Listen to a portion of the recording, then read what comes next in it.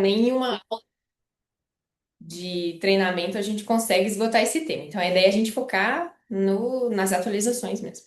Muito bom. Então, para começar, o que que a gente programou? Nós vamos conversar sobre uma parte geral, falando um pouco sobre o adulto e algumas coisas nesse sentido. E depois a Ari vai fazer o apanhado sobre a pediatria por si só. Uhum. Tá bom? Então, por que que a gente optou por fazer dessa forma? Porque se a gente começasse por pediatria, vocês iam embora na hora que eu fosse falar. Então, a gente optou por deixar desse jeito, que aí dessa forma vocês ficam até o final, tá bom? Então, eu vou começar. Nossa live Vamos está com ver. algum problema. É, mas o Zoom Uhum. tá indo Tá bem. bom. Vamos continuando com o Zoom, que a hora que o Instagram quiser ele volta. Pessoal, é o seguinte. Então, a primeira parte do guideline, que é a parte executiva, a parte de sumário. Então, alguns conceitos são importantes e eu queria trazê-los para vocês. Então, deixa eu ver por que que o meu está querendo ir. Ótimo! Então, aqui tem um resumo bem significativo e importante de tudo aquilo que a gente vai conversar. Então, a AHA reforça que a ciência médica, ou seja, o estudo científico do que está acontecendo, junto com uma educação de qualidade, isso é o que vai prover, juntamente com a implantação e o treinamento total, aquele sucesso, aquele aumento da taxa de sobrevida. Então, muito se fala em sobrevivência e é um tanto quanto até desanimador, porque a cada 5 anos a gente atualiza, mas a nossa taxa de sobrevida não tem melhorado muito. Então, nós temos ainda ali 10% só de sobrevida da parada extra-hospitalar.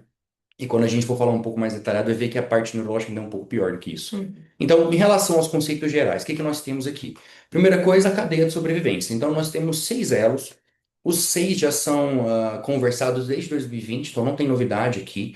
Ah, um pouco batendo naquilo sobre os cuidados pós-parada e os cuidados de deshospitalização. Então, isso é algo que já vem sido conversado desde a última vez que foi atualizado. Então, dos 6, nós temos ali, primeiramente, o reconhecimento com acionamento do serviço, o início das compressões torácicas de qualidade, a desfibrilação precoce quando indicada, as medicações, de acordo com a necessidade, todo o suporte avançado, os cuidados pós-parada e a reabilitação. O meu entendimento desse protocolo, ele fala, o que que foi? O que que eu percebi? Eles estão muito voltados para a parte neurológica. Então, não me surpreenderá se muito em breve nós estivermos falando de uma recuperação neurohemodinâmica, cardiocerebral, alguma coisa mais voltada para o cérebro. Porque, por mais que a nossa sobrevida ainda esteja um pouco melhor do que foi, a nossa taxa neurológica ainda é muito ruim. Então, de nada adianta termos retorno à circulação espontânea, mas se a gente não tem a sobrevida de dignidade, né, a nossa morbidade é muito elevada. Então, apesar disso tudo, a nossa morbidade e imortalidade ainda é alta, né, quando a gente fala de global. Quando a gente está falando de paradas fora do hospital, que é esse OHCA, Out of Hospital, nós temos 10% de sobrevida e o prognóstico neurológico menor ainda, 8,2%. Isso falando das que foram assistidas e prontamente atendidas. E quando a gente for falar, inclusive, lá um pouquinho do que o adulto está tratando, essa parada não assistida, essa parada não presenciada, enfim, é uma das coisas que a gente vai avaliar quando eu quiser interromper o processo e falar, puxa, já está na hora de encerrar. Então, isso é muito importante. Seguindo aqui, o que que nós temos agora? Em relação à parada daquela que é presenciada, nós temos um prognóstico um pouco melhor, e principalmente quanto ao intra-hospitalar. Então, do intra-hospitalar, quase 24, né, 25% dos pacientes recebem alta e deixa o prognóstico neurológico, ele é bom, ele é favorável em quase 80% dos casos. Então, veja quão melhor é quando a gente compara com aquela parada que não foi assistida, aquela parada, inclusive, fora do hospital. Tá bom? Outras coisas que são diferentes, acho que a Ari vai até comentar um pouco do seu, não é? Uhum. Sobre o uso de naloxone. Então, nós estamos vendo cada vez mais intoxicações, né, excessos de medicações. O naloxone fala de um antagonista, né, um antídoto da medicação opioide, mas a gente não pode esquecer das intoxicações por benzodiazepínicos também. Uhum. Então, temos muito disso contemporaneamente falando. Então, agora, o acesso público e a possibilidade da população portar sentido do que é o naloxone e o uso dele durante a parada que é essa urgência, essa novidade aqui nesse protocolo. Outro ponto que eu trago, pessoal, em relação à ECMO, né? Que a ECMO no contexto de reanimação cardiopulmonar. Então, não era contemplado nesse guideline, assim como o ultrassom também foi algo mais novo, mas já vim falar o seguinte: tem como fazer reanimação cardiopulmonar com ECMO e pode sim ser utilizada. Eu vou comentar um pouquinho mais à frente quando eu falar da reanimação do adulto, mas para que vocês se lembrem que já contém, já está contemplado nesse guideline desse ano, tá? De 2025. Então, o que que a gente tem? E aí eu vou falar de neo, para falar que eu não falei nada de pediatria, eu tenho um pouquinho de neonatal. Mas não tenho muitas novidades, pessoal. Em relação à novidade maior, é isso estar contido numa orientação da American Heart Association. Nós estamos acostumados a ver reanimação PED, suporte de vida do adulto, e anel a gente vê numa outra caixinha, num outro documento lá da SPT, né? Mas agora também foi contemplado aqui. Isso tem grande importância, que é um reforço da evidência científica. É mais um órgão, né, de qualidade que tem o seu mérito, inclusive para que ele acesse, para que ele consiga validar também essas orientações. Parte boa é, a gente não está muito longe disso, né? Não está muito diferente do que a gente já faz. Também trouxeram uma cadeia de sobrevida, essa cadeia tem 7 pontos. E aí a parte interessante é que aqui, falando de neonatal, eles já tratam da parte pré-natal. Então, da avaliação antenatal, dos diagnósticos antenatais, eu vi que tem cardiologista online aí, da nossa cardiopediatria, do diagnóstico ecocardiográfico neonatal, do direcionamento correto a esse paciente e aquelas condutas que são inerentes, né? Saber qual paciente é de risco, aquela gestação mais complicada e que precise de um atendimento mais específico. O restante da cadeia também tem o reconhecimento precoce e a ação iniciada. Os passos iniciais, então lembra que aqui a gente está falando de sala de parto, tá? Os passos iniciais, a importância da ventilação, as compressões e as outras medidas que estão na parte avançada, que é a própria intubação, a compressão por si só e as medicações, o cuidado pós-natal e também a questão da recuperação, acompanhamento desse paciente. Não é muito diferente, pessoal, do que nós já temos, conversamos pela Sociedade Brasileira de Pediatria. Então, aquilo que estudamos lá em 2022, que foi nossa última atualização, publicada, enfim, estudada, é muito semelhante ao que está aqui. Então, quais são as falas principais dele? Campeamento tardio do cordão umbilical, naqueles pacientes que têm um bom status de nascimento, igual eu vou mostrar para vocês, e que têm uma gestação ali maior do que 34, né, semanas para SBP, 35 aqui para o American Heart. A ventilação eficaz de extrema importância, e a gente vai pontuar isso aqui agora, e também uma via aérea alternativa. Já traz aqui desde cara a possibilidade de usar uma máscara laríngea nessas crianças, se a gente ou não está tendo uma ventilação mecânica eficaz, inclusive uma ventilação com máscara, melhor dizendo, inclusive como primeira escolha até mesmo, tá?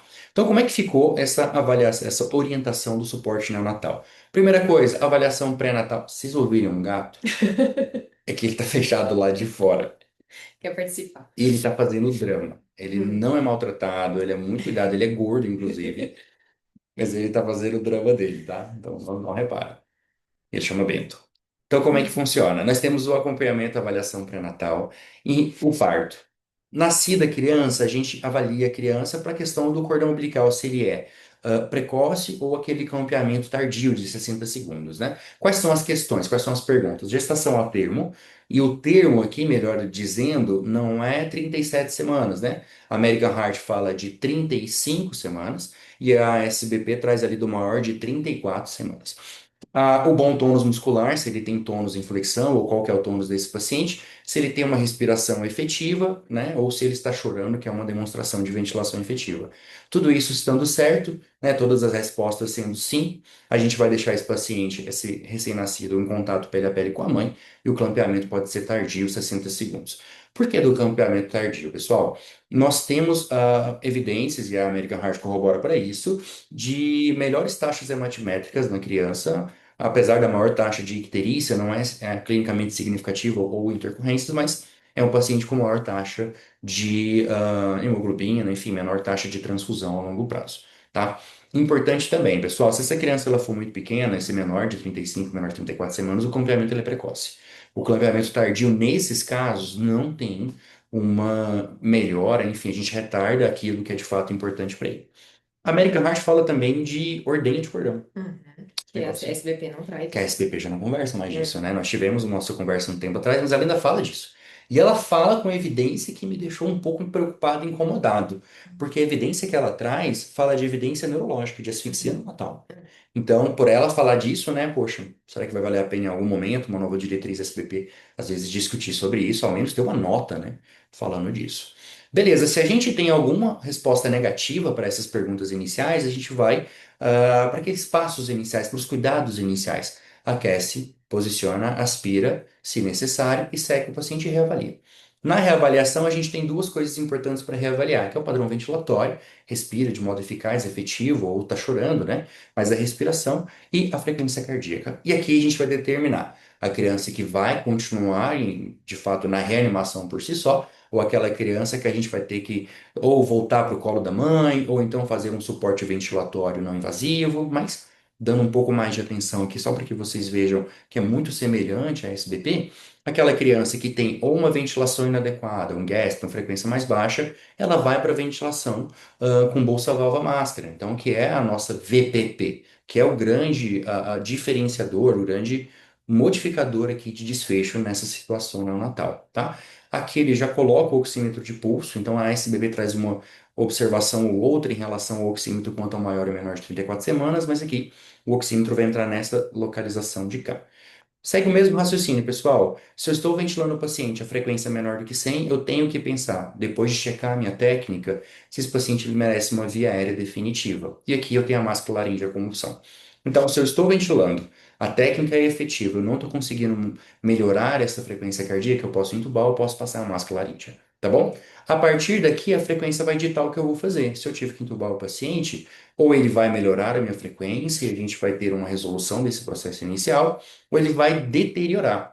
Então, se ele tiver uma redução dessa frequência para menos de 60, a gente vai seguir com cuidados avançados outros, que vão ser compressão torácica e, posteriormente, conforme não for respondendo, a gente tem as medicações, que é a epinefrina, por via umbilical, e também tem a volume, de acordo com o que for considerado. Tá bom? Então, em resumo, muito parecido, né? Aham. Bem igual. Bem Acho que parecido. se fosse falar de diferenças, 34, 35 semanas, que é um pouco diferente. Aham. O oxímetro que eles trazem desde o Já no começo, né? começo, nos primeiros 2 minutos. Exatamente, né? Já ali, após a avaliação do primeiro Golden Minute, já entra nisso. E talvez a ordenha do cordão, né? Que não é Uhum. algo muito comum. Tem Uhum. uma seção da American Heart sobre pressão positiva, valores de pressão, mas o pessoal não difere do que já conhecemos, tá bom? Vamos seguir. Suporte básico de vida em adultos. Que é a parte chata, né? É isso aí. Eu falo, mas não posso falar, senão a gente vai preso. Mas enfim, tratar adulto já não é mais a nossa paixão. Mas coisas importantes advêm do estudo do adulto, pessoal. Eles são muito mais avançados no quesito de qualidade metodológica. Então, eles têm evidências mais robustas, estudos mais avançados no quesito Mas intervenção. tem amostra maior, né? Putz, né? É mais fácil, né? Amostra E a de- ética também, né? Fica mais fácil Mais da. fácil liberar. Então a gente tem que tirar daquilo deles, aquilo que nos provém, nos é importante, tá bom? Então, como é que eu posso resumir isso, pessoal? Vamos fazer o arroz com feijão. Então, o primeiro ponto que eu trouxe para vocês, que foi minha interpretação dessa evidência da American Heart, dessa publicação, o primeiro ponto foi sobre a preocupação neurológica. E o segundo ponto que eu trago é, pessoal, o básico. Então, eles estão reforçando mais uma vez as coisas iniciais, o suporte inicial. Não tem muita importância as grandes tecnologias, não tem inovação, não tem um dispositivo maravilhoso, não tem nada que mudou o mundo. Eles vão reforçar mais uma vez aquilo que eles falam desde 2015, né? Então, o que que é isso, pessoal? Orientações gerais. Primeira coisa, a reanimação ela tem que ser identificada de modo precoce e de alta qualidade. Então, compressão torácica é sim o carro-chefe aqui nessa situação, junto com ventilação se necessário, e tem aquela grande questão sobre o leigo ventilar ou não, mas aqui de grande importância a compressão torácica e avaliação do ritmo. Sabemos que a alteração elétrica, arritmias, a fibrilação ventricular, e a taquicardia ventricular sem pulso, os ritmos chocáveis são muito mais prevalentes no adulto do que na criança. Então, o acesso à avaliação do ritmo é importante porque você precisa entregar ao paciente aquilo que ele demanda naquele momento, tá bom? Outra coisa importante também, aquele uso de dispositivos mecânicos de reanimação. Então, de vez em quando a gente recebe um vídeo aí no Instagram de uma compressão automática acontecendo enquanto o paciente é transportado, enfim. Ainda não podemos recomendar isso, não temos evidência de que seja melhor ou não. Ah, mas e se eu tiver um transporte de helicóptero? A gente acabou de sair de uma gruta lá do meio da Chapada. Ah, enfim, são pormenores que nós não temos sequer como desenvolver o estudo para isso, né? Não tem como a gente fazer uma amostra, um grupo controle que vai fazer com que a gente consiga indicar. Mas, de modo geral, não tem indicação nesse momento, tá bom? Em relação à ventilação do paciente, né? Uma ventilação a cada 6 segundos, 10 ventilação por minuto, elevação visível do tórax. E em relação à obstrução de via aérea, a que vai falar até melhor disso, mas nós temos uma mudança. O Heinrich morreu. Não sei, acho que ele já. O Heimlich, acabou o Heimlich. Acho que ele morreu antes, mas tem tempo, talvez tenha mais tempo, inclusive, mas agora já não está mais nessa orientação. Nós temos uma obstrução grave determinada pela aquela incapacidade de falar, alteração do estado mental, aquela cianose, né? Enfim, uma astenia, enfim, uma via está obstruída de fato, a gente já não vai mais com Heimlich. Tem uma tapotagem no adulto, que é aquela. São tapas nas costas, são golpes nas costas, seguido de compressão abdominal. Mas a área vai falar melhor, eu não vou nem entrar nesse mérito. Porque mudou também na criança. Mudou também. Seguindo então, parte boa eu vou deixar para ela. Sobre os adultos ainda, pessoal, desfibrilação múltipla. Então, há algumas recomendações, tinha alguns estudos mais confusos, alguma recomendação incerta sobre entregar várias descargas de desfibrilação, vários choques em sequência, caso não respondesse. Não temos melhor do que isso. Outra coisa também, que deve estar um pouquinho mais para frente, são as múltiplas PAs. Duas PAs no desfibrilador de bivolt, né, bifásico, de 200 de aula, duas pás em pontos diferentes para aumentar a impedância, também não tem nenhuma melhora de desfecho, caiu por isso aí. Outra coisa é o acesso intraósseo, tô vendo até que a cara da área mudou, ó. Você deu uma olhada lá no intraósseo, né? Qual que é a questão? Cara, adulto tem muito calibre de vaso, então o acesso intravenoso não é um problema igual é na pediatria que a gente vive. Então eles perceberam que no acesso intraósseo nós tivemos piores resultados de retorno à circulação espontânea. Confesso que eu não fui ler o estudo para saber se o adulto ruim de acesso ele já não é Já não pior, é mais grave, exatamente. né? Se já não entrou parado mais tempo, não é Pois é, mais não entrei grave. nesse mérito de entender como é que eles avaliaram isso. Mas enfim, a recomendação é, pode ser usado, mas a Uhum. preferência vai ser IV. Não vá para o intraosso a menos que seu IV tenha sido esgotado. Ok, tá bom. Se o ritmo é chocável, choque, adrenalina depois. Nada de novidade. Uhum. Então, reforçaram que a avaliação do ritmo ela é uma prioridade na parada do paciente adulto. Eu preciso ter certeza que é choque ou não. Porque se eu tiver uma administração de adrenalina no ritmo chocável, eu pioro. Piora o desfecho, taxa de retorno à circulação espontânea, enfim. Então eu preciso ter certeza do que eu estou lidando. Vasopressina e adrenalina, olha só, tinha pessoal fazendo estudo usando os dois, sem evidência, também não vamos utilizar. RCP com elevação de cabeça, eu achei charmoso. Uhum. Achei, né? Mas nós só temos dois, acho que se não me engano, dois ou três estudos que são observacionais. Então não tem como a gente tornar isso uma diretriz. Fica de fora, tá bom? Básico. Keep the basics. Eu dou uma olha assim, o que que tem de diferente aqui? Nada. Uhum. Nossa conversa aqui é a mesma do que a gente conversou há 5 anos atrás. Uhum. E o que você falou, a gente tá ficando velho. Uhum. Ou sábio. Depende da Uhum. curva. Muito bom. Quando eu vou encerrar a PCR, isso aqui é um negócio, é um dilema ético, né? É muito difícil você avaliar. Existe uma grande orientação para que a gente individualize os casos, mas eles trazem alguns sinais de que, cara, não vai dar certo, repense, se está estendendo, está demorando, talvez seja melhor cessar. Então, quais são? Foi uma PCR não presenciada, então não sabemos quanto tempo de parada tem, e também, mesmo que a gente saiba o tempo, não teve nenhum atendimento até que a equipe de suporte chegue. Então, a lei pode ser presenciada, mas não conduzida, não assistida, né? Que são coisas diferentes.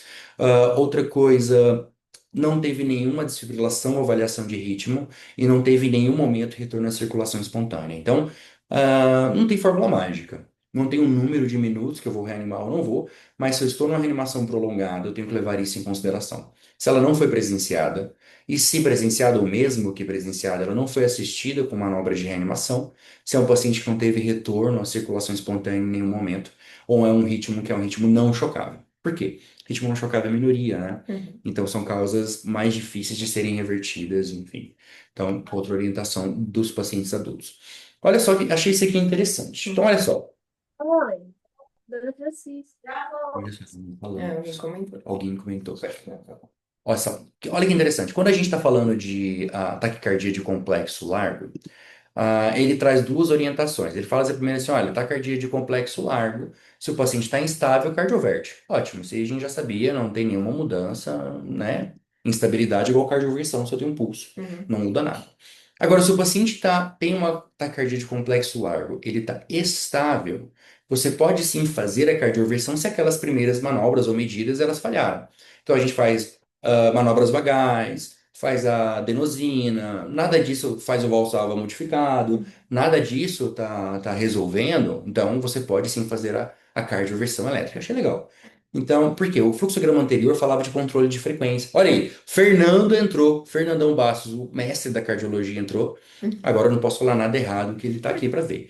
Então, antes, nessa taquicardia de complexo largo, a gente tinha o controle de frequência como possibilidade e a cardioversão química também. Agora, lembrando que a elétrica é sim uma grande opção nesses pacientes. Outro ponto também, eu lembro, apesar de não ser tão velho assim, falando sobre a cardioversão na FA e no Flutter.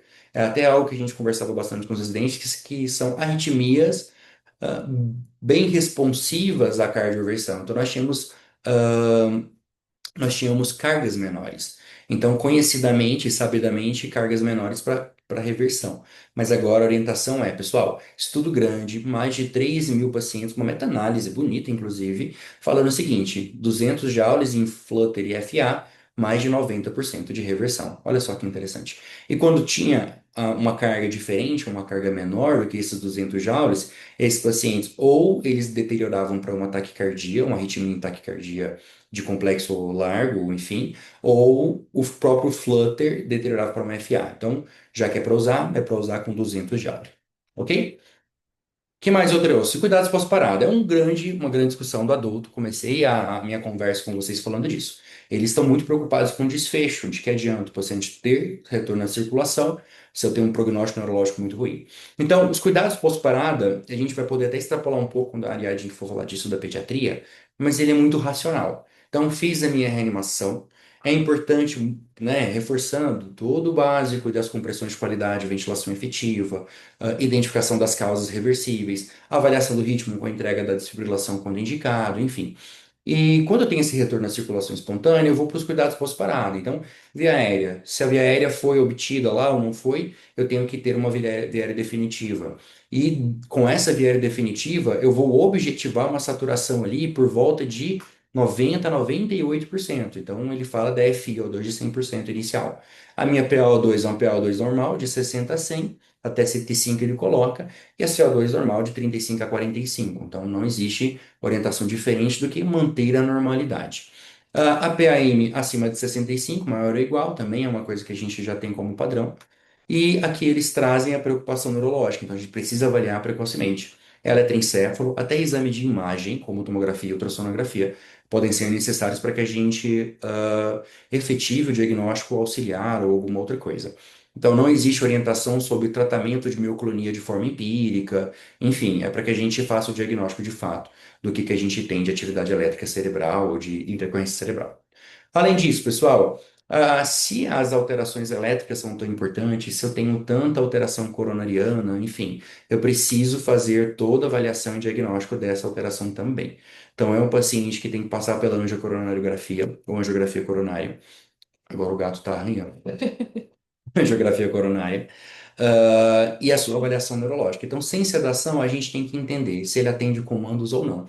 Por quê? Se ele não atende comandos, pessoal, a gente pode ter aquele controle da temperatura, aquela hipotermia relativa, por até 72 horas. Então, algo que a gente tinha anteriormente com um tempo menor tem se mostrado maior efetividade com um tempo maior. Uma das coisas que corrobora para isso são os afogamentos em água fria. Uhum. Então, afogamento em água fria, o paciente tem melhor prognóstico do que a água, que não seja, né, temperatura mais baixa.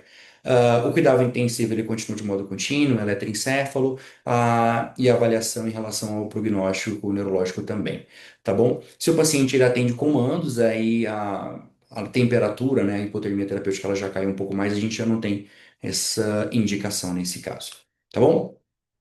Já acabou o meu. Maravilha. Minha vez. Gente, então eu vou começar falando aqui do suporte básico de vida em pediatria, que foi onde a gente teve a nossa principal mudança, que foi em relação aqui à nossa obstrução de viária por corpo estranho, né? Viária superior, que é o OVACI, né? Então acho que uma coisa importante que a gente precisa ressaltar é a causa de obstrução de viária superior num bebê, num lactente abaixo de 2 anos, abaixo de 1 ano de idade. Majoritariamente vai ser causado por líquidos. Normalmente é o próprio leite materno ou a mamadeira, né? Que esse bebê está mamando, que é aquela causa frequente de encontrar o bebê desacordado no berço, encontrar o bebê desacordado no bebê conforto, que ele faz um engasgo aí com o próprio leite. Enquanto na criança maior vão ser aí principalmente alimentos e aquilo que a criança enfia na boca, né? O Lego que a criança enfiou, o corpo estranho. Agora, alguns anos atrás, virou aí uma epidemia de fake news em relação à manobra de desengasgo na criança, que muita gente estava divulgando que a manobra tinha mudado, porque no bebê o líquido é o mais importante. Isso nunca foi protocolado pela American Heart. A American Heart nunca falou nada. De 2020 para cá, ela nunca disse nada a respeito de mudança de manobra em relação ao tipo de corpo estranho. Então, o que vai mudar de manobra é a idade dessa criança. E pura e simplesmente isso. E não se a criança engasgou com uma bala ou se a criança engasgou com leite. Não muda nada para mim. O importante é eu desobstruir essa via aérea. Outra coisa que circulou por muito tempo em Instagram também, isso até mais recente. Ah, porque se for bateria, a prioridade é fazer broncoscopia. Não, meu amigo, a bateria tá lá obstruindo via aérea. Você não tem tempo de chegar na broncoscopia. Se ela tá fazendo obstrução grave de via aérea, que a criança tá cianótica, ela tá em apneia, ela tá, né, fechou a via aérea, ela não aguenta chegar lá. Você tem que tirar essa esse corpo estranho da via aérea primeiro. Ah, mas e se deslocar e for pro broncofonte direito? Aí é um problema para o broncoscopista. Você primeiro tem que garantir pelo menos um fluxo para um dos pulmões dessa criança, porque senão ela morre até chegar na broncoscopia. Então não importa o corpo estranho, pode ser um prego, um parafuso, uma espinha de peixe, pode ser um líquido, pode ser uma bala. A sua conduta vai ser a mesma. E qual vai ser então a nossa conduta e o que é que foi a primeira grande mudança da American Heart? Então, a gente, no tratamento aí da criança pequena, praticamente não mudou nada. Ele traz ali pra gente o infant, né? Que pro inglês é aquela criança abaixo de 1 ano de idade. Muitas vezes nos treinamentos de paus, dependendo de cada lugar, a gente trata isso até 2 anos. Mas o que é importante para a sua prática é aquela criança pequena, aquela criança até 10 quilos, que você consegue pegar no colo e manobrar. Então a gente vai ter, a criança está com uma obstrução grave de via aérea, a gente vai seguir para aquelas 5 pancadas nas costas, desviro a criança e faço 5 compressões. E aí aqui tem que ter muito cuidado. Ele coloca 5 golpes torácicos. E aqui, muito cuidado, quem for prestar prova de título, quem for prestar prova de residência. Ele não é uma compressão torácica. Quando eu falo compressão torácica, eu estou falando de manobra de reanimação cardiopulmonar. E aí, se eu falo de compressão torácica, eu tenho que comprimir 1/3 do diâmetro anterior do tórax. Eu preciso garantir que esse tórax retorne após cada compressão e eu tenho que manter 100 a 120 por minuto. É outra coisa. Aqui a gente está falando de golpes torácicos, então cuidado, porque às vezes na tradução, dependendo se vai pegar um resumo de alguém que trouxe para você, cuidado, não é compressão torácica. É como se fossem golpes torácicos mesmo. Ele traz como chest thrusts. É literalmente um golpe no tórax aqui dessa criança. Aonde você vai fazer isso? No mesmo lugar que você faz qualquer coisa torácica, né? Então, no terço na linha intermamilar, normalmente, terço inferior do externo. Maravilha? E você vai fazendo isso até que ou essa criança desengasgue, ou ela vai evoluir para parada cardiorrespiratória, né? Por hipóxia. Se ela realmente evoluir para parada cardiorrespiratória, então ficou cianótica, você vai checar pulso braquial numa criança abaixo aí de 1 ano de idade, ou femoral, o que for mais fácil. E aí vai começar a RCP, porque aí você entrou no protocolo parada. Antes disso, você está aqui no protocolo de desengasgo.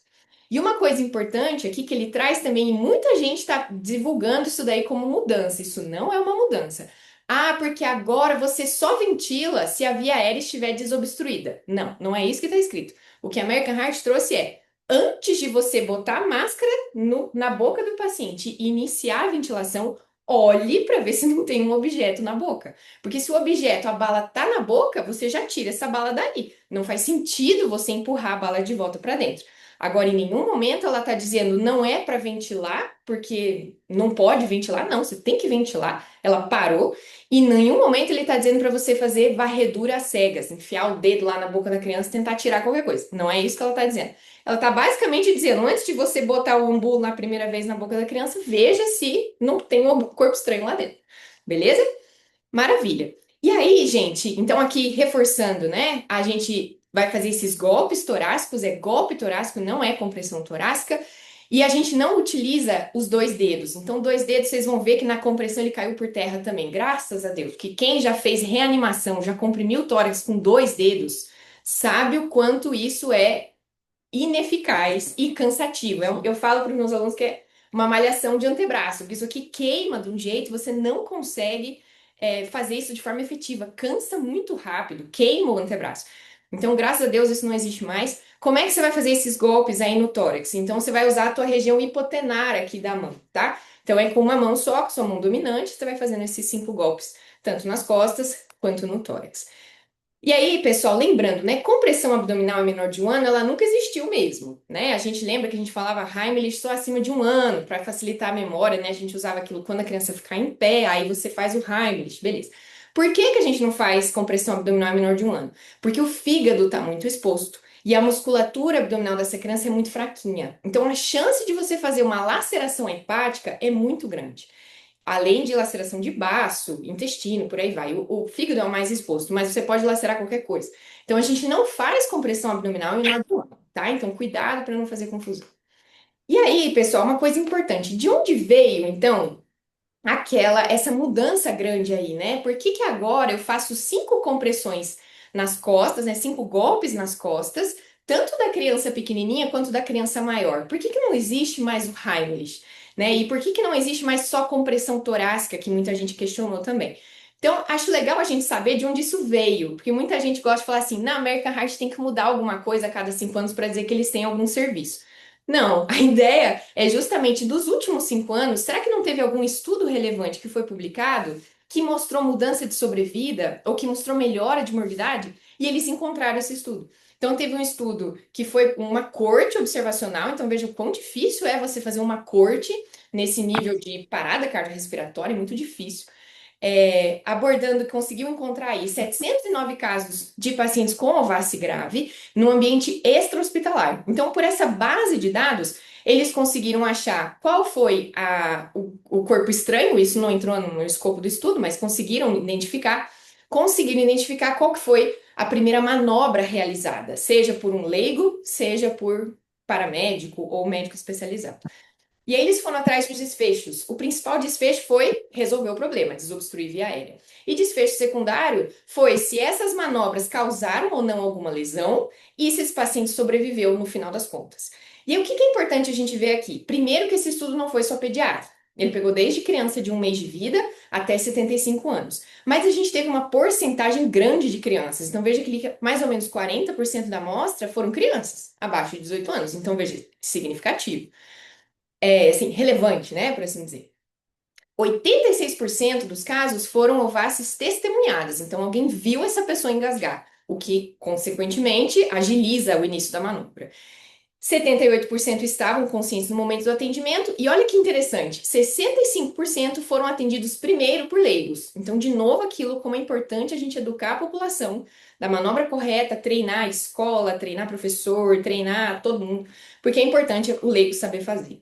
E aí, o que que eles encontraram, pessoal? A primeira intervenção, a mais utilizada foi o Heimlich, né? Foi a compressão abdominal.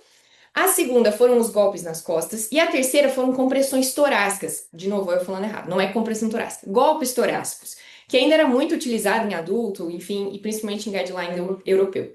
E aí, olha que interessante, o que que eles encontraram? Ajustando o odds ratio, né? Então, aí a razão de chances de um paciente ajustando, tirando aí fator de confusão, como há quanto tempo essa criança estava com obstrução de via aérea, tirando o fator de confusão de idade, tirando o fator de confusão se essa pessoa que estava atendendo a vítima era ou não leiga ou especializada, tiraram todos esses fatores de confusão. Eles conseguiram encontrar aqui quem recebeu golpes nas costas primeiro teve maior chance de desobstrução de via aérea, maior sobrevida e olha que lindo, 0 lesões.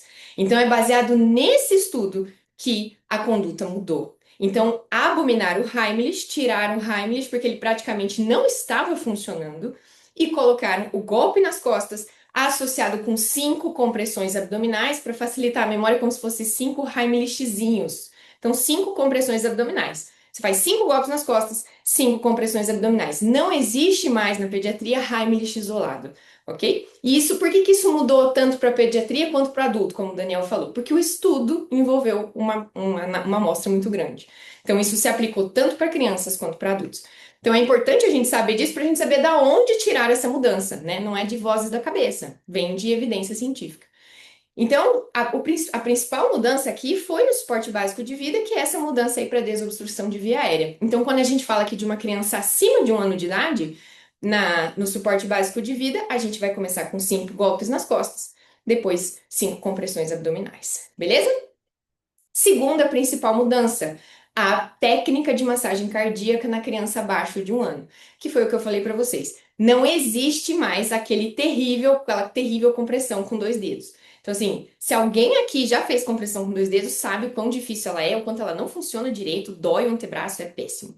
Então, agora só existe compressão com a técnica de 2 polegares, que é a mais eficaz, porque ela faz maior pico de pressão sistólica, ela cansa menos e ela libera a via aérea da criança para o seu outro colega conseguir ventilar. Você fica aqui no pé da criança, no tórax, e o seu coleguinha vai lá para a via aérea ventilar, como a gente está vendo aqui na imagem da esquerda.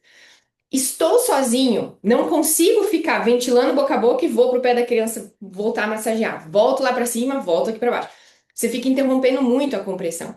Então, eles deixaram como uma alternativa. Ao invés de você fazer 2 dedos, você faz com uma mão, ok? Na criança abaixo de 1 ano de idade.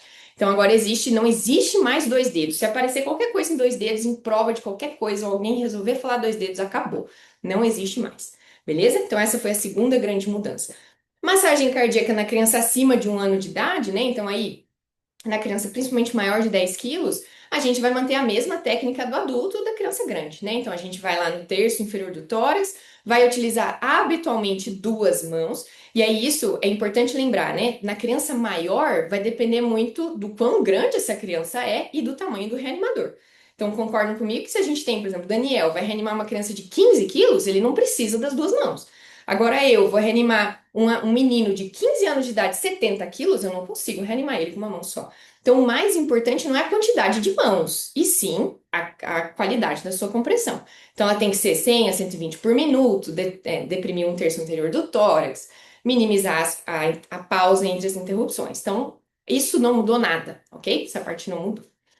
Outra coisa importante que mudou no suporte básico de vida, e é interessante a gente ver isso, porque isso mudou tanto no BLS, né, no suporte básico do adulto, quanto da criança. Entrou naloxona já na suspeita. Então, por que que isso entrou? Porque teve aquela epidemia de drogadição, né, com uso excessivo, overdose de opioides, principalmente nos Estados Unidos e Canadá, que é de onde vem a American Heart.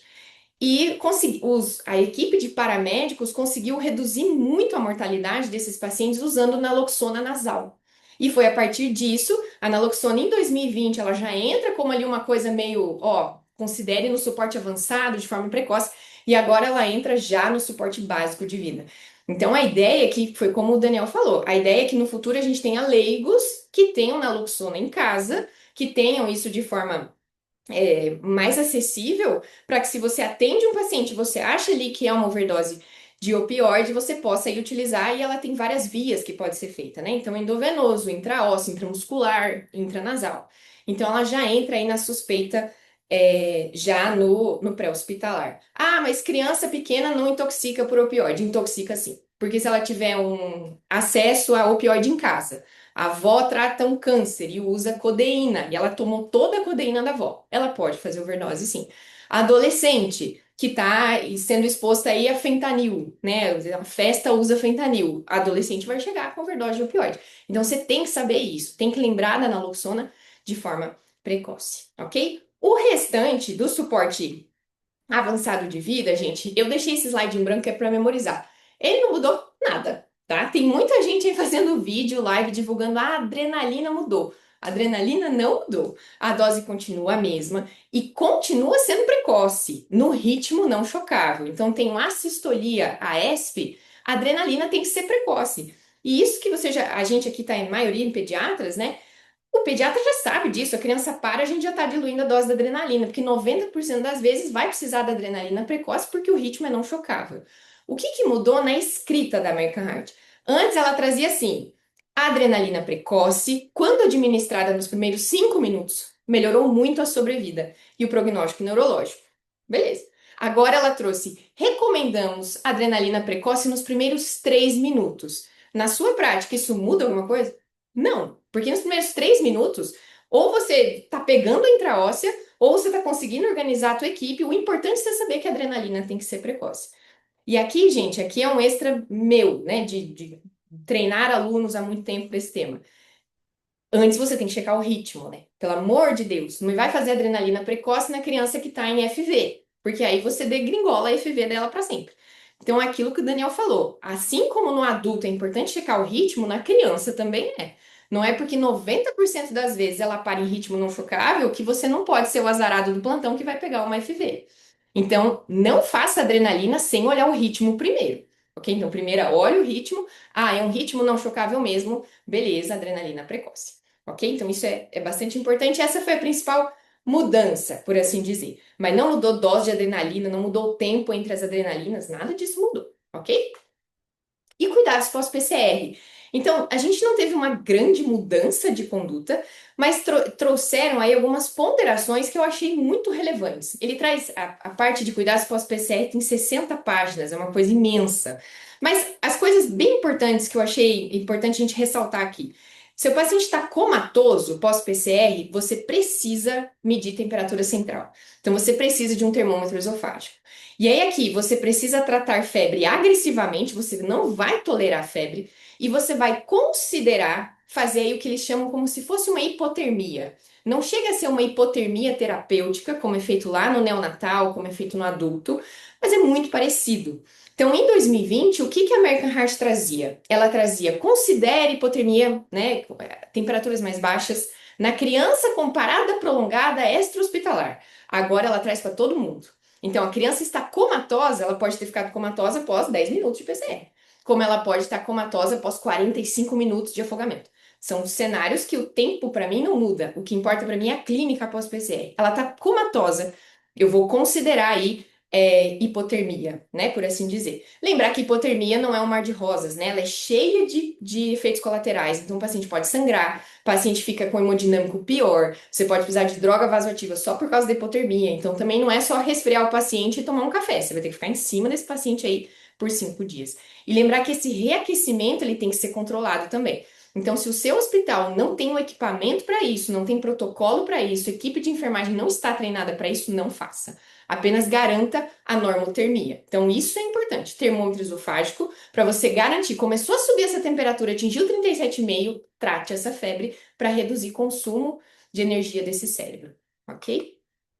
E aquilo que não mudou, né? Eu trouxe aqui só para a gente lembrar. Manter pressão arterial sistólica e pressão arterial média acima do percentil 10. Garantir saturação de 94 a 99%. E aqui vários asteriscos, né? A criança tem uma cardiopatia de hiperfluxo e ela é, sei lá, ou então ela é cianótica. Ela não vai saturar 99%.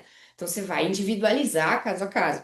Mas se é uma criança que não tem cardiopatia, não tem pneumopatia de base, a ideia aqui é não deixa ela ficar hipoxêmica, porque esse cérebro hipóxia vai fazer lesão secundária e não precisa saturar 100%, porque a gente tem espécie reativa de oxigênio, que também não é bom.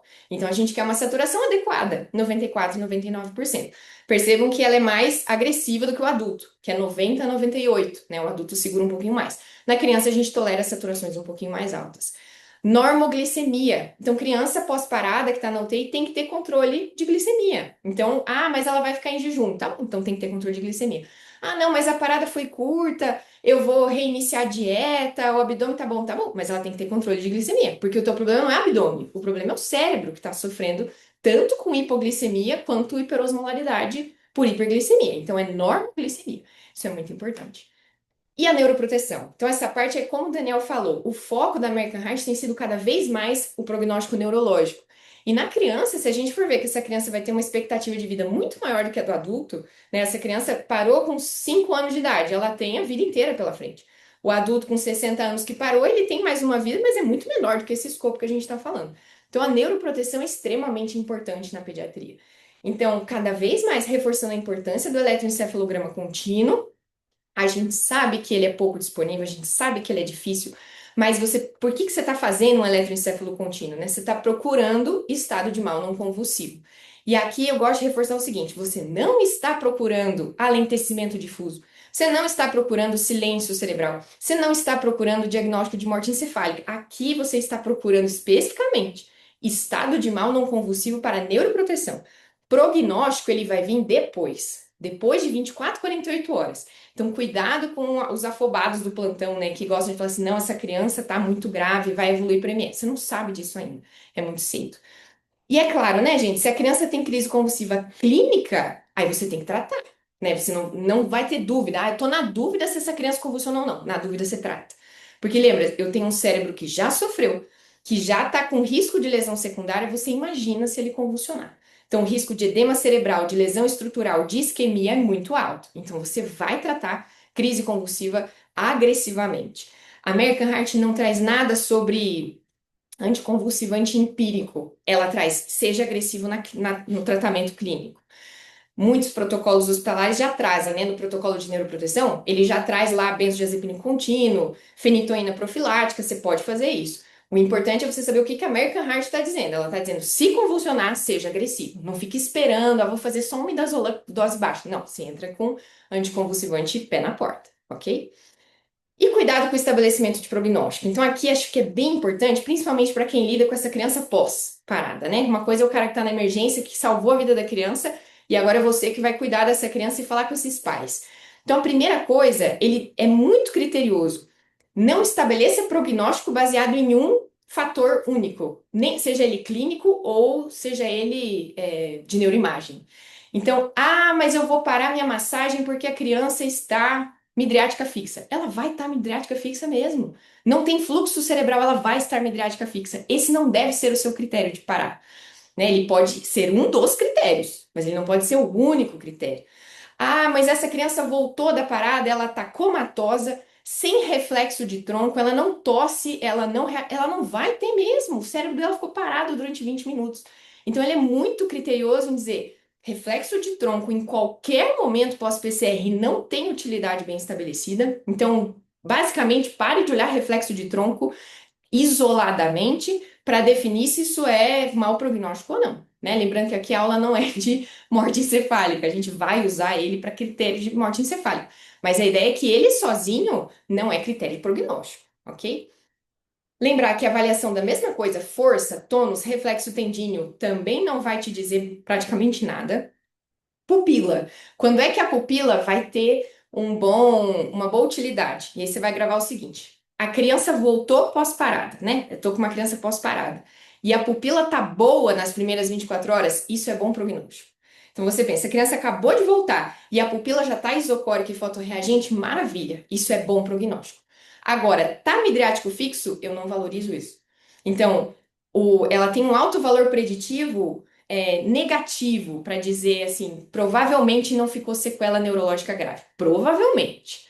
Agora, o fato dela estar midriática fixa, isso não te diz muita coisa. Então, não use isso como parâmetro nas primeiras 24 horas.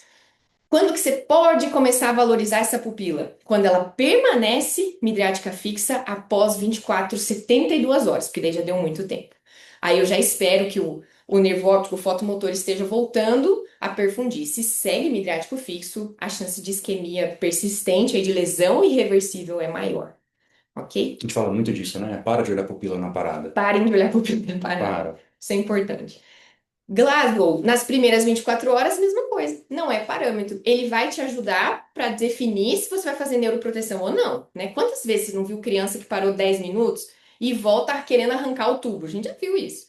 Agora, a criança voltou e ela está comatosa, isso só me diz que ela precisa de neuroproteção. Ela precisa de eletroencefalo contínuo, termômetro esofágico.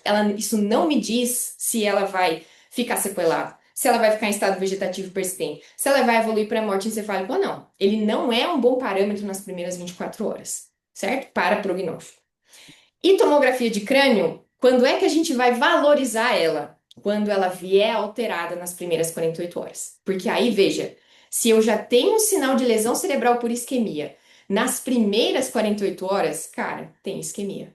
Porque lembra que o AVE isquêmico, ele vai ser normal nas primeiras horas pós-AVE, né? Pós-acidente. Então, se eu já tenho lesão nas primeiras 48 horas, você sabe que vai ter lesão depois, entende? Se ela tiver normal nas primeiras 48 horas, de novo, não te diz nada, porque não deu tempo ainda nem de instalar edema cerebral por lesão secundária, nem tempo de aparecer diferenciação de substância branca e cinzenta por isquemia. Então, a tomografia de crânio, nas primeiras 48 horas, basicamente assim, não faça. Não vai te ajudar em muita coisa, porque se ela vier normal, não quer te dizer muita coisa, certo? Aí ele trouxe a American Heart trouxe isso aqui pela primeira vez, até onde eu conheço, ela trouxe isso aqui para você observar o paciente a longo prazo e ver quais seriam os seus critérios para um bom prognóstico, né? Um prognóstico favorável.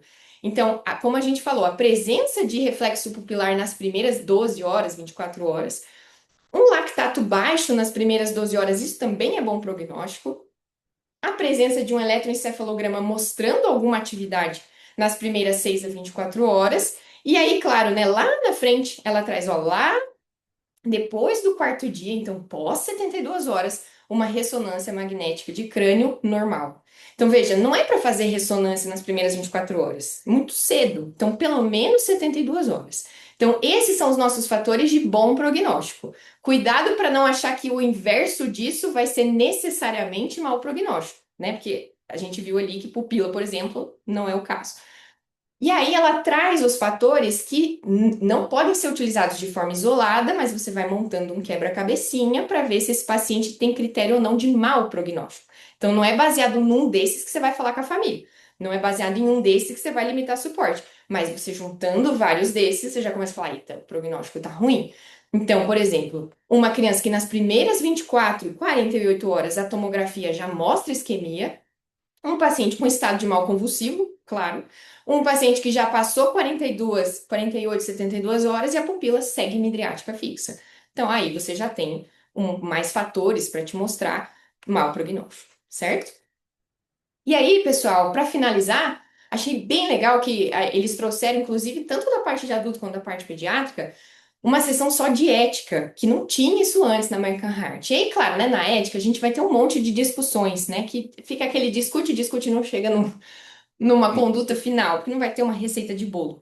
Mas eu achei legal eles trazerem isso aqui, porque muito aluno tem dúvida, né? E muitas vezes a gente tem a dúvida na prática. Eu deixo a família dentro para acompanhar a reanimação ou não? Então agora você está respaldado para a American Heart, você deve dar a opção.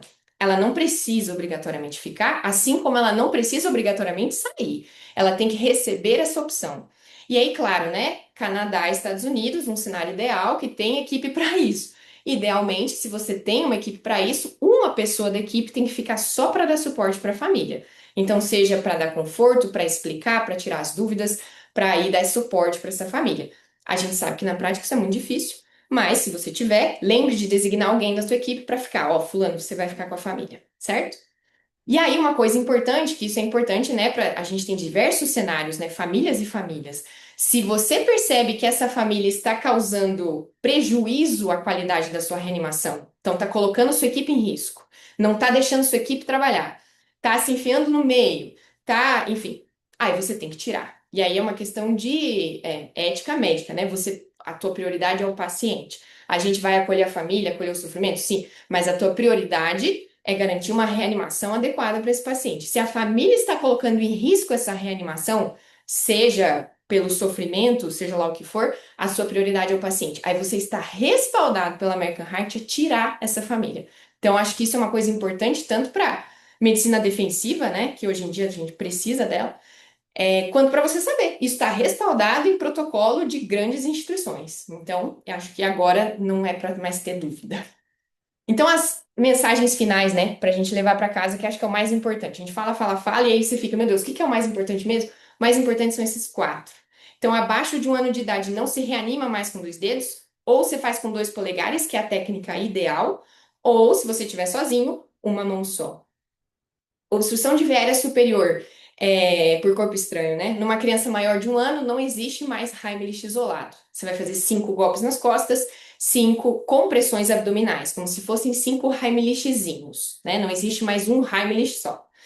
Considere naloxona já no suporte básico de vida e cuidado com o prognóstico neurológico nas primeiras 24 horas pós-PCR. Então, esquece pupila, esquece Glasgow. Você vai manter neuroproteção e vai avaliar isso depois.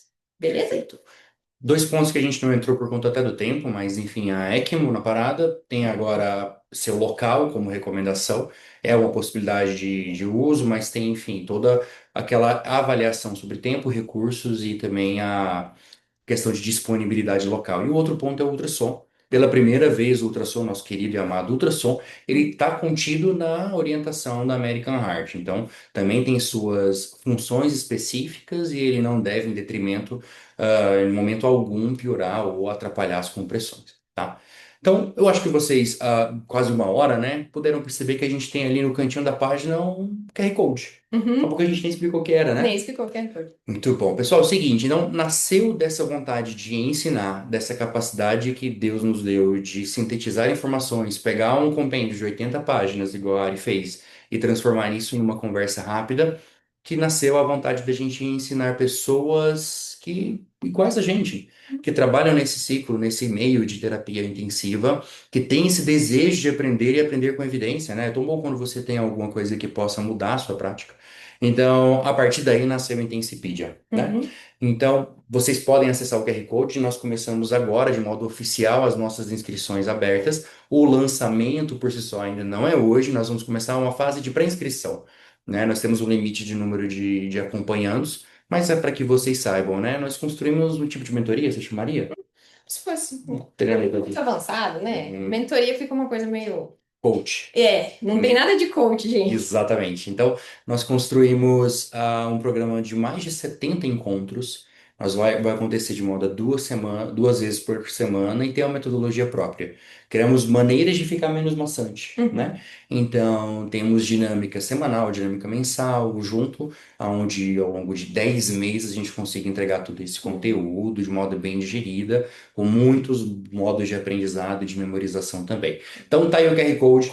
Acessem, deem uma olhada no link da nossa bio também, vou deixar disponível lá na minha bio diretamente para que vocês vejam. Já tem um PDF e também site explicando. A gente vai começar a divulgação de modo hoje, e se você tem interesse, não perca, porque são vagas limitadas para que a gente consiga dar atenção específica e direcionada para cada um, tá? Olha só, tem pergunta no chat. A Josiane perguntou sobre a prancha rígida. A prancha rígida, Regiane, segue igualzinho estava em 2020. Ela segue como sendo recomendada. Então, eu gosto de falar que ela é obrigatória, porque veja, quando você comprime um paciente numa superfície mole, seja um colchão, um travesseiro, você comprime o paciente e ele desce junto. Então, você não consegue fazer aquela compressão do tórax, do diâmetro anterior do tórax. Então, a superfície rígida, por que que ela entra como recomendada? Porque se você perceber que a tua massagem não está sendo efetiva por culpa da superfície, coloque tábua rígida embaixo.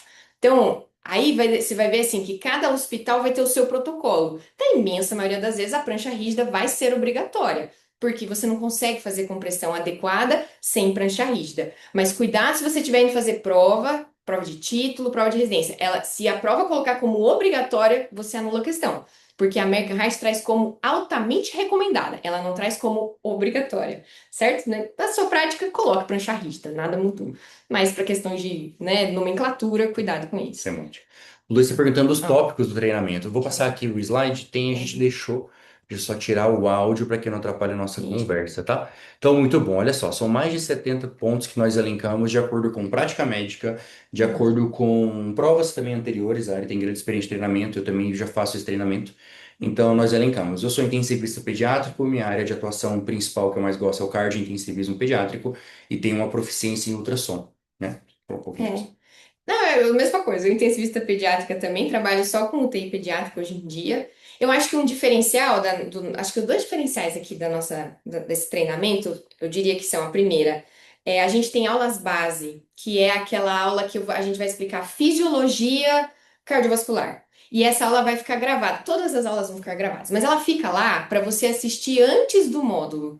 Então, para a gente entrar falando de disfunção de ventrículo direito, e você já entendeu a disfunção do ventrículo direito, você já lembra da fisiologia, para onde ele vai, o que que vasodilata pulmão, o que que vasocontrai pulmão. Então, falando de fisiologia renal, a gente vai falar onde que o diurético age, onde é que a acidose tubular renal, onde é que ela entra. Para não chegar naquela aula lá direto de distúrbio ácido básico e você fica perdido tentando lembrar, nossa, o que que é mesmo glomérulo? O O que que que é que é mesmo, Neon o Gap, né? que que é neon gap? Então a gente deixa isso como fixo, porque você consegue ver isso antes, se você quiser, e você consegue retomar. Então, às vezes, a gente, por exemplo, sei lá, né? Se pensar, Daniel já sabe espirologia cardiovascular, ele vai começar a assistir aula direto. Mas às vezes lá no meio da aula, ele, putz, esqueci como é que funciona mesmo a disfunção de nó atrioventricular. Aí ele volta lá na aula e lembra lá da parte da, sei lá, feixe de His, nem lembro mais. Aí você entra lá e revê. Então isso ajuda para você não ter que buscar o livro texto, né? Enfim, vai estar lá isso fixo. E a outra coisa que eu acho que é um diferencial é que a gente vai estar, a gente não está presencial com vocês, encostando em vocês, mas a gente vai estar 2 vezes por semana online com vocês, ao vivo. Então, fica gravada a aula sim depois, mas a gente está ao vivo para fazer isso que a gente está tendo aqui, ó. Tirou uma dúvida, quer falar uma experiência, atendi um paciente no plantão assim, assim, assado, eu quero discutir. A gente está aqui para discutir na hora, ao vivo. Não fica aquela coisa gravada que a gente divulga para 1 milhão de pessoas. Não, fica ali a gente e os nossos alunos, né? Para discussão bem, como é que pode dizer? Personalizada, É assim, né? individual, né? Sim. Individual. Bem Né? claro. Então, acho que essa é a grande diferença. Acho que um carinho grande que eu tenho também são os temas grandes que a gente fez questão de deixar. Então, vai ter aula de antibiótico-terapia, ventilação mecânica básica e avançada. Deixamos também uma sessão grande para fazer ultrassom, então, coisas que vocês pagariam a mais. E a gente tem um carinho especial para aqueles que forem prestar a prova de título em UTI pediátrica. Então, separamos um período direcionado para a prova. Então, eu vou me preparar para a prova teórica. Então, nós deixamos ali conteúdos direcionados para a matéria e com aquilo que de fato cai para que você que esteja conosco já, né, enfim, tenha mais essa possibilidade. É o Isso. nosso filhote. É um É um filhotinho. curso que eu queria ter feito. É algo nesse É, sentido. a gente tentou montar uma coisa que a gente gostaria de ter tido, né? Se fosse para ter sido oferecido na nossa época, a gente gostaria de ter. Muito bom. Eu acho, pessoal, é isso. Já É estamos há isso. 1 hora falando com vocês. Muito feliz que vocês tenham tido, né? Entrou uma galera Né? Uma legal. galera. Só deu dava para encher uma sala. Então, ótimo. Muito obrigado pela companhia. Vai ter link disponível e a gente está aí também nas redes sociais para quem precisar, tá bom? Isso Fiquem aí. com Deus, pessoal. Tchau, gente. Boa noite. Valeu.